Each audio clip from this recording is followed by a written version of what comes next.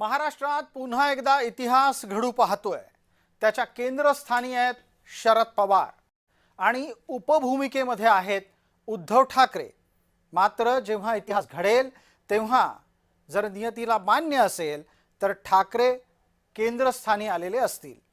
नमस्कार, मी प्रसाद काथे आणि आपण पाहताय जय महाराष्ट्र न्यूज। महाराष्ट्रात असं काय घडणार आहे की ज्याच्यामुळे ठाकरेंना अच्छे दिन येऊ शकतात। आता आम्ही तुम्हाला ताज्या घडामोडींकडे वळवतोय। या ताज्या घडामोडींमध्ये दोन महत्त्वाचे घटक आपल्या समोर आहेत। त्या दोघांची दृश्य आता आपल्या समोर येत आहेत। एक आहेत सोनिया गांधी, दुसऱ्या बाजूला आहेत शरद पवार। यांची दृश्य आपल्याला दाखवण्याचं कारण असं की या दोघांमध्ये म्हणे विलीनीकरणाचा प्रस्ताव आदान प्रदान करून झालेला आहे। हा विषय केवळ इथंच थांबत नाही, तर या विलीनीकरणाच्या मुद्द्यावर शरद पवार आणि सोनिया गांधी यांच्यामध्ये आधीही चर्चा झाली आहे असंही सांगितलं गेलेलं आहे।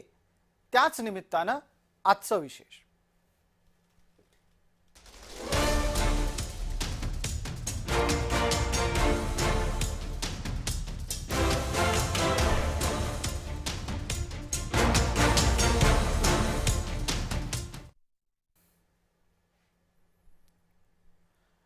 काँग्रेसला सध्या अनेकांच्या मदतीची गरज आहे।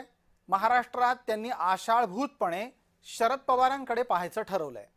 शरद पवार आणि सोनिया गांधी हे असे आत्ताच्या घडीचे चेहरे आहेत की जे प्राप्त राजकारणामध्ये अगतिक झालेले आहेत आणि यांना या संपूर्ण स्थितीमध्ये सध्याच्या घडीला एकमेकांचा हात धरण्याशिवाय पर्याय नाही। आम्ही आपल्याला आता दोन प्रतिक्रिया दाखवणार आहोत। या दोन प्रतिक्रिया एका ज्येष्ठ नेत्याची आणि एक साधारण कार्यकर्त्याची आहे आणि विषय आहे शरद पवारांनी काँग्रेसमध्ये जावं का। आपल्या समोर दोन प्रतिक्रिया येतात। जितेंद्र आव्हाड यांची एक प्रतिक्रिया आणि दुसरी आहे गणेश मुळे यांची। नाही, कसं आहे की हा प्रश्न शरद पवारांचा असल्यामुळे मी त्याच्यावरती बोलणं मला संयुक्तिक वाटत नाही। नाही, कसं आहे की हा प्रश्न शरद पवारांचा असल्यामुळे मी त्याच्यावरती बोलणं मला संयुक्तिक वाटत नाही। सध्या एक चर्चा चालली आहे की आदरणीय शरदचंद्रजी पवार साहेबांनी काँग्रेसमध्ये जावं आणि आपला पक्ष सगळा विलीन करावा। खरं तर महाराष्ट्राचं फार मोठं वैभव आहे शरदचंद्रजी पवार साहेब, पण राजकीय समीकरण बघता पवार साहेब जो काही निर्णय घेतील तो आमच्या सर्वसामान्य कार्यकर्त्यांना मान्य असेल। आता विषय जेव्हा पवारांचा काँग्रेसमध्ये जाण्याचा असतो तेव्हा याआधी शरद पवार अनेकदा काँग्रेसमध्ये गेलेले आहेत, हे विसरून चालणार नाही आणि म्हणूनच शरद पवार परत काँग्रेसमध्ये कधीच जाणार नाहीत असं कुणीच म्हणू नये। एक तपशील समोर येतोय तो पहा। पवारांनी 1978 मध्ये पहिल्यांदा काँग्रेस फोडली। त्यावेळेला त्यांनी पुलोच्या माध्यमातून राज्यात सरकार स्थापन केलं आणि महाराष्ट्राचे सगळ्यात तरुण मुख्यमंत्री शरद पवार बनले।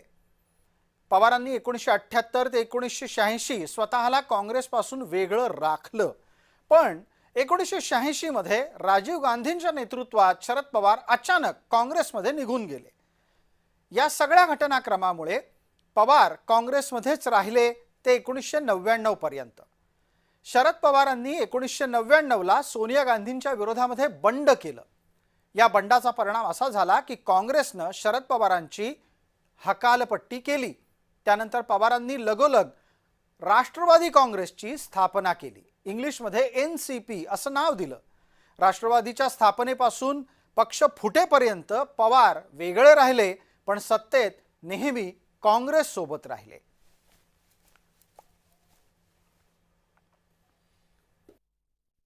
काँग्रेस हा आता सत्तेतला पक्ष नाही आहे, त्यामुळे ते काँग्रेसमध्ये का जातील हा खरं तर माझ्यासारख्याला प्रश्न पडतो। त्यामुळे त्यांच्या काँग्रेसच्या विलिनीकरणाची जी चर्चा आहे ती केवळ काँग्रेसनं स्वतःच निर्माण केली आहे, माध्यमांमधून आणली आहे असं मला स्वतःला वाटतं। शरद पवार जर समजा काँग्रेसमध्ये जाणारच असतील तर आमचं थेट म्हणणं असं आहे की याचा फायदा ठाकरेंना मिळू शकतो। पवार काँग्रेसमध्ये गेले तेव्हा इतिहासात असाच फायदा बाळासाहेब ठाकरेंना मिळालेला होता। पवार काँग्रेसमध्ये जाण्याचा फायदा बाळासाहेबांनी 1986 मध्ये मिळवला. तोपर्यंत शिवसेना हा काही तसा राज्यभर पसरलेला बलशाली पक्ष अजिबात नव्हता. बाळासाहेब आपला एकाकी संघर्ष करत होते. पण 1986 ला शरद पवारांनी आपली वाट बदलली आणि त्याच वेळेला पवारांना काँग्रेस विरोधाची असलेली मतपेढी वाऱ्यावर सोडणं शक्य झालं. पवारांनी सोडलेली मतपेढी बाळासाहेबांनी स्वतःकडे पूर्णपणे वळवली. या संपूर्ण राजकारणामध्ये शिवसेनेचं बलस्थान 1986 पासून दिसायला लागलं आणि त्याच माध्यमातून पवारांचं राजकारण काँग्रेसमधून बाळासाहेबांचं राजकारण स्वबळावर सुरू झालं.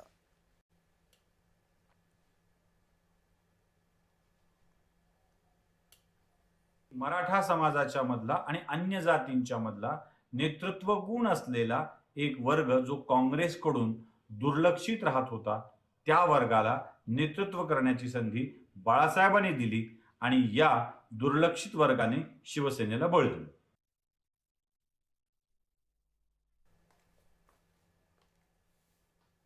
आपल्या राजकीय चालीचा फायदा कुणाला होईल कुणाला नाही हे कळण्याइतपत शरद पवार काही नवे खेळाडू नाहीत. आपल्या या चालीचा म्हणजेच काँग्रेसमध्ये विलीन होण्याचा आत्ता तरी फायदा कमी आहे, नुकसान जास्त आहे हे पवारांना कुणी नव्यानं सांगायला नको. तरीही शरद पवार काँग्रेसमध्ये विलीनीकरण का करू शकतायत ते आपण पाहणार आहोत. पवारांच्या काँग्रेसमधल्या विलीनीकरणाच्या शक्यतांमधला पहिला महत्त्वाचा घटक आहे वाढतं वय. वाढतं वय हे पवारांच्या समोरचं एक मोठं आव्हान आहे. पवार प्रचंड इच्छाशक्ती असलेला राजकीय नेता म्हणून परिचित आहेत, पण वयामुळे त्यांच्या हालचालींवर मर्यादा आलेल्या आहेत. पक्ष फुटलाय, त्यामुळे आता त्यांची क्षमता मर्यादित झाली आहे. पवार सत्तेत नाही आहेत. सत्तेशिवाय पवारांचं राजकारण अवघड असतं, म्हणून विस्तारही अशक्य झालाय. त्यांच्या सोबत असलेले नेते महत्वाकांक्षी आहेत, त्यांच्याकडे द्यायला आता पवारांना काहीही नाही. आणि सगळ्यात मोठा मुद्दा आहे की सुप्रिया सुळेंना सर्वत्र स्वीकार्यता नाही. पवारांना भविष्यात आपल्या गटामध्ये रोहित विरुद्ध सुप्रिया हा संघर्ष नको आहे. या सर्व स्थितीत पवारांना विलीनीकरणाच्या शिवाय दुसरा मार्ग सध्या तरी दिसत नाही. ज्येष्ठ नेते शरद पवार यांनी त्यात पुढाकार घेतला पाहिजे. जे महत्त्वाचे नेते आहेत, त्यांची विचारधारा ही जन्मतःच काँग्रेसपासून आहे. त्याने या सगळ्यासाठी पुढाकार घेऊन एक मजबूत राष्ट्रीय काँग्रेस पक्ष पुन्हा नव्याने उभा केला तर आमच्यासारखे जे प्रादेशिक पक्ष आहेत त्यांनाही बळ मिळेल. कोणी पाय ठेवला तर त्याचा आम्हाला फायदा आहे, आम्हाला नुकसान नाही.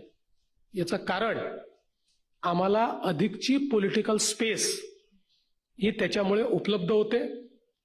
जेवढं विरोधी पक्षाचं कन्सॉलिडेशन होईल तेवढी अतिरिक्त राजकीय स्पेस ही भारतीय जनता पक्षाला प्राप्त होणार आहे.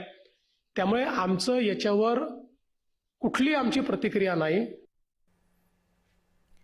पवार काँग्रेसमध्ये गेल्यानंतर निर्माण होणाऱ्या पोकळीला आपल्याकडे वळवण्यासाठी भारतीय जनता पार्टी प्रयत्न करेल.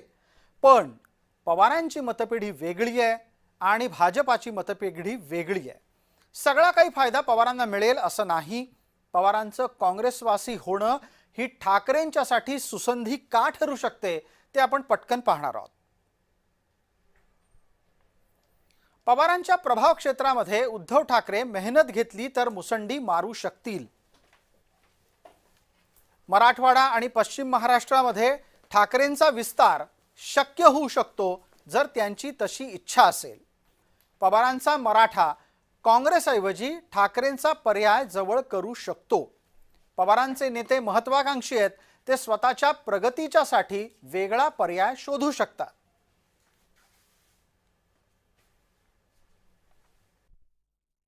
उद्धव ठाकरे यांना अजूनही बरीच मेहनत करावी लागेल, कारण की एकनाथ शिंदेच्या हातातनं तो गेम संपूर्ण पुन्हा काढून घेणं आणि शिवसेनेचे पुन्हा पोझिशन आणणं हेच काम फार अवघड आहे. त्यामुळे ते राष्ट्रवादी काँग्रेस आणि काँग्रेसचं काय होतंय याच्यापेक्षा एकनाथ शिंदेचं हालचाल जी आहे त्या हालचालीवरच उभाटाची संपूर्णपणे पुढचं भवितव्य अवलंबून असणार.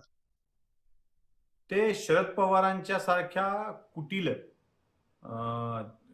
भयंकर असलेल्या राजकारणाची जागा उद्धव ठाकरेंना घेता येणं अशक्य आहे. त्यामुळे शरद पवारांच्या नंतर जर ती पोकळी भरून काढायची असेल तर ते उद्धव ठाकरेंच्याकडे बघून चालणार नाही.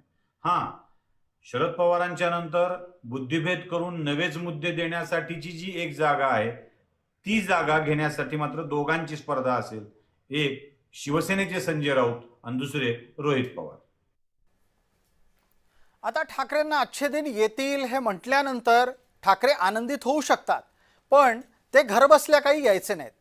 ठाकरेंना अच्छे दिन यायचे असतील तर त्यासाठी ठाकरेंना स्वतःहून काही करावं लागेल. काय करावं लागेल? काही सूचना, सल्ला आमच्याकडून सुद्धा. दोन्ही ठाकरेंना सगळ्यात आधी आळस झटकून घराबाहेर पडावं लागेल आणि घराबाहेर पडून त्यांना राज्यभर एकत्रित दौरे करावे लागतील. राज उद्धव यांचं सोबत असणं आणि दिसणं गरजेचं आहे. भाजपाचा कडवट पर्याय काँग्रेसपेक्षा आपणच आहोत हे ठाकरेंना सांगावं लागेल. इतकंच नाही तर जातीगतचं समीकरण सुद्धा सांभाळावं लागेल, हे वेगळं सांगायला नको. अच्छे दिन हवे असतील तर ठाकरेंना मुसलमानांचं लांगुल चालन कमी करावं लागेल. अर्थात हा त्यांच्यासाठी मुद्दा सल्ल्याऐवजी आव्हानाचाच आहे.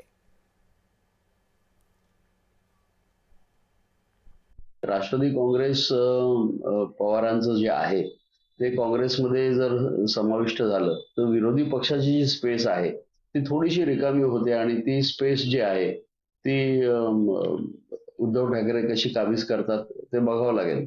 अर्थात काँग्रेस आणि राष्ट्रवादी काँग्रेस हे सुद्धा आता विरोधी पक्षातच आहे. म्हणजे जरी 29च्या निवडणुकीचा आपण विचार केला आणि ते सत्तेवर येण्याचा त्याचा प्रयत्न असेल तेव्हा सत्तेवर येतील तेव्हाची गोष्ट वेगळी असेल, परंतु विरोधी पक्षाचेच सध्या तेही सदस्य आहेत.